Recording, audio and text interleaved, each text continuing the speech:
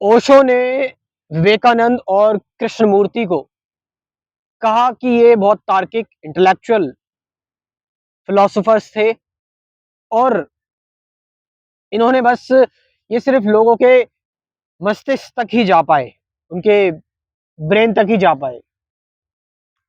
इन्होंने human heart को touch नहीं कर पाया, इसलिए इनकी इंटेलेक्चुअल फिलोसफी ड्राई फिलोसफी थी और इसीलिए इनके पास अहंकारी लोगों की जमात इकट्ठी होती थी।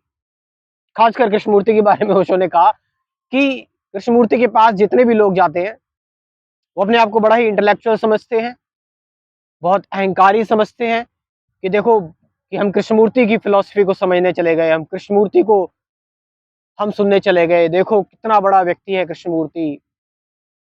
ऑफ कोर्स आज के टाइम में हम देखेंगे तो मॉडर्न अध्यात्म, आधुनिक अध्यात्म जो है वो कृष्णमूर्ति से ही निकल रहा है। इसीलिए हमने देखा कि आधुनिक अध्यात्म के जो भी लोग, चाहे वो अ, हम बात करें सदगुरु की बात करें या फिर हम बात करें अ, आचार्य प्रशांत की, संदीप महेश्वरी की बात करें, अगर हम फॉरेन कुछ जो लोग हैं इन्फ्लुएंस्ड है जो जे कृष्णमूर्ति से, तो एकार्ट टोले जो थे, the power of now book जिन्होंने लिखी, ठीक है, डेविड बॉम एक फिजिसिस्ट जो थॉमस एल्वा एडिसन और एल्बर्ट आइंस्टीन के साथ भी काम कर चुके हैं, ठीक है, ना जाने कितने लोग,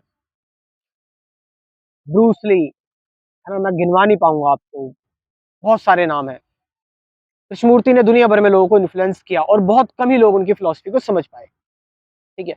बट हम इस चीज को आज थोड़ा समझेंगे कि ओशो ने ये बात क्यों कही, और हम विवेकानंद की भी बात करेंगे कि विवेकानंद जो थे, ओशो ने बोला कि विवेकानंद के अंदर मिस्टिसिज्म की कमी है, कि वो मिस्टिकल नहीं दिखते बिल्कुल भी, बड़ी बुद्धि बुद्धि रूखी रूखी बातें करते, बुद्धि वाली, है ना, इंटेलेक्चुअल बातें करते हैं, रैशनल और सेन बातें करते हैं, और इन्हीं इसी अहंकार ने उनको पकड़ा रहा, ठीक है।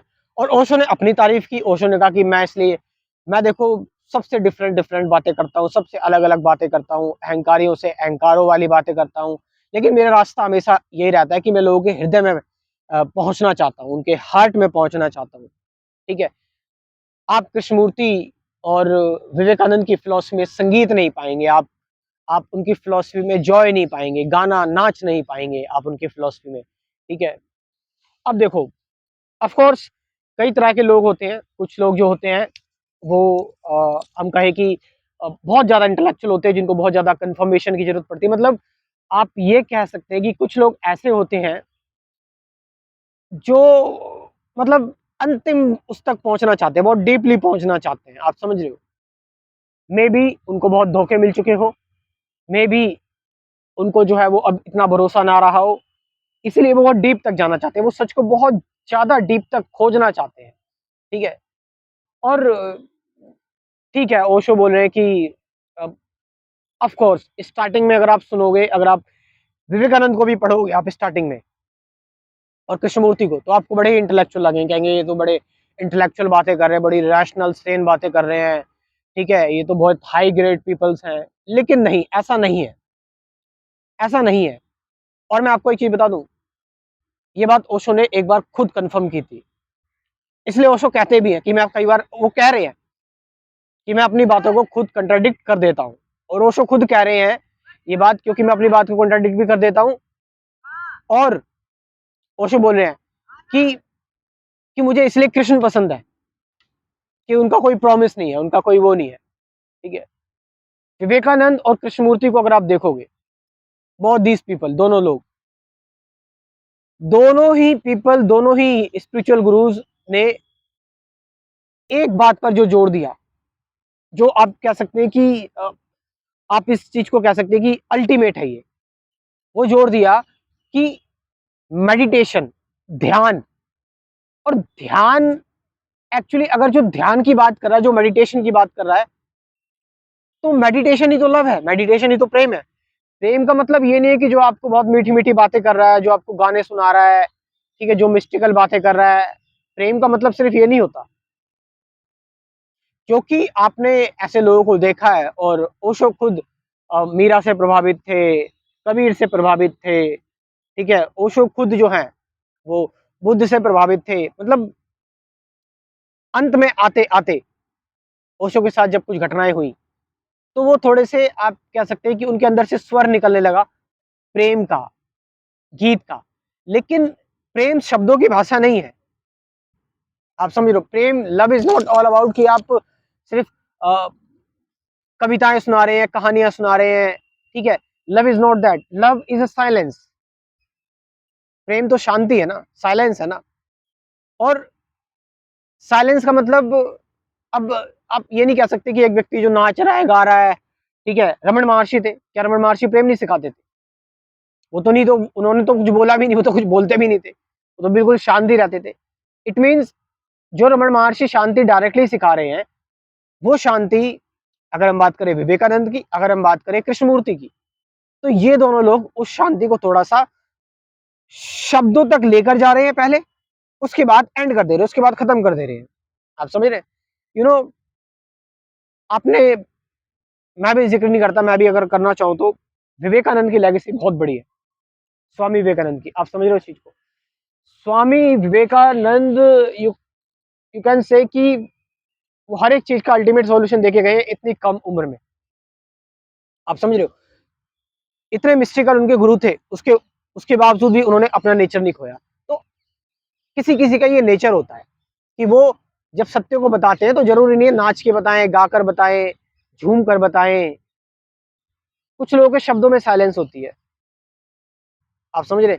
इफ यू सी कृष्णमूर्ति, जो बात वो स्टार्टिंग से बोलते आ रहे हैं, यंग थे, truth is a pathless land, मरे 90 साल के हो गए, और जब 25-26 साल के थे, दोनों ही ग्रुप उसमें देखोगे आप, 50 सालों तक जो भी कृष्णमूर्ति ने बोला, यू नो, आप उसमें देखोगे कोई हेर फेर नहीं पाओगे आप उसमें।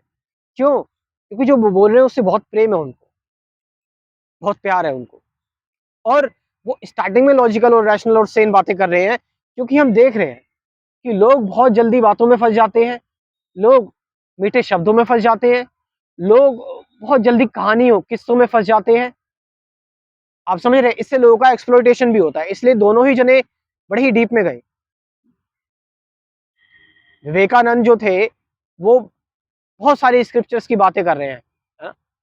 अंदर अंदर की स्क्रिप्चर की बातें कर रहे हैं, और कई बार ऐसी बातें भी कर दे रहे हैं जो आउट ऑफ द बियॉन्ड हो जा रही है। फिर उसके बाद बोल रहे हैं कि साइलेंट हो जाओ, शांत हो जाओ, है ना। मेडिटेशन में बैठ जाते थे, कहीं भी जाकर बात कर रहे हैं, स्क्रिप्चर, शास्त्र ज्ञान दे रहे हैं, ब्रह्म ज्ञान दे रहे हैं, और फिर बैठ गए ध्यान में। फिर लोगों ने पूछा सबसे इंपॉर्टेंट क्या है? विवेकानंद कहते सबसे इंपॉर्टेंट ध्यान है। मैं कुछ जो भी बोल रहा हूँ उसकी कोई जरूरत नहीं है, ध्यान में बैठ जाओ, मेडिटेशन में बैठ जाओ, है ना। कृष्णमूर्ति भी कह रहे हैं कि जरूरी नहीं है इतनी सारी बातें करना, इतनी सारी ये बकवास करना सारी। The most important thing, just realise, observer is the observe, दृष्टा ही दृश्य, and see for yourself, अपने आप देखो चीजों को। ठीक है। तो ओशो का तरीका जो था, ठीक है, वो व्यक्ति परेशान है, व्यक्ति थोड़ा सा डिप्रेस्ड है, अशांत है। लेकिन कृष्णमूर्ति और विवेकानंद का तरीका है कि व्यक्ति ठीक ठाक है, व्यक्ति जो है वो ठीक ठाक है, लेकिन अब उसको थोड़े इल्यूजन से बाहर निकलना है, और अब उसको रैशनली चीजों को देखकर उसके बियॉन्ड जाना है। ओशो इसमें रैशनैलिटी वगैरह में कुछ नहीं पढ़ा रहे, वो आपको क्या कर रहे हैं कि है ना, शब्दों में और कहानियों में और किस्सों में, इसमें आपको, हम ये नहीं कह सकते कि वो उलझा रहे हैं, बल्कि इसके माध्यम से आपको सत्य को बताने की कोशिश कर रहे हैं, जिससे कि आपका इंटरेस्ट बढ़े ट्रुथ को लेकर। फिर उसके बाद जब आपकी थोड़ी सी शब्दों वाली यात्रा पूरी हो जाती है, थोड़ा आपको ये महक आपको पुरानी लगने लगती है, फिर आप थोड़ा साइलेंट होना स्टार्ट कर देते हैं, फिर आप शांत होना स्टार्ट कर देते हैं। Then you move on to, आप फिर अद्वैत हो जाते हैं और भी फिर आगे की तरफ जाते हैं। ठीक है। सो जो मैंने बोला, जो मैंने कहा, आप इस पर विश्वास ना करें, बिल्कुल अपने आप से पूछे और देखे, जांचे, खोजे चीजों को। ठीक है। मगर अगर मैं लास्ट में अपना ओपिनियन दूं तो यस, विवेकानंद और कृष्णमूर्ति स्टार्टिंग में लॉजिकल रैशनल लगते हैं, बट बाद में उन्होंने रैशनैलिटी और लॉजिकल अंडरस्टैंडिंग के बियॉन्ड भी जाने के लिए कहा। और वो भी, अब जब आप लॉजिक्स की लिमिटेशन आपने देखी, तभी तो आप उसके बियॉन्ड जा पाओगे ना। अब डायरेक्टली आपको बताएगा कोई तो फिर आप बोलोगे अंधविश्वास है, ठीक है। तो उन्होंने इस हिसाब से चीज़ों को समझा है, जो कि एक बेटर तरीका है, एक आप कह सकते हैं कि इससे बेस्ट तरीका क्या हो सकता है ना? और जो लोग अध्यात्म में रुचि रखते हैं, अध्यात्म को जानना चाहते हैं, जीवन को समझना चाहते हैं और समझना चाहते हैं कि एक यंग व्यक्ति जो अध्यात्म को जान रहा है, समझ रहा है, उसने भी कुछ अपना इकट्ठा नॉट इकट्ठा अपने दिल से कुछ बनाया है एक कोर्स के माध्यम से। इस कोर्स में कुल 24 वीडियोज़ हैं। मेडिटेशन क्या है, अवेयरनेस क्या है, प्रेज़ेंट मोमेंट क्या है, सफ़रिंग क्या है, फ़ियर क्या है, अटैचमेंट क्या है, who am I, thought, ending of thought क्या है, ठीक है? डुअलिटी क्यों है, साइलेंस क्या होती है। कुल 24 वीडियोज़ में ये कोर्स बनाया हुआ है, साथ-साथ 50 से ज़्यादा गाइडेड मेडिटेशन की वीडियोज़ है ना, प्रैक्टिकल ध्यान की वीडियोज़ हैं। आप इस कोर्स को जॉइन कर सकते हो। आप बहुत बड़ी-बड़ी चीज़ें कर रहे हो, मैं कह रहा हूँ ये कोर्स भी जॉइन कर लो। इस कोर्स से आपको बहुत कुछ सीखने को मिलेगा, जानने को मिलेगा। मेरा व्हाट्सएप नंबर लिख लो 9773529489, डिस्क्रिप्शन में ही व्हाट्सएप नंबर दे रहा हूँ, वहाँ से जाकर आप इस कोर्स को जॉइन कर सकते हैं। Thank you very much.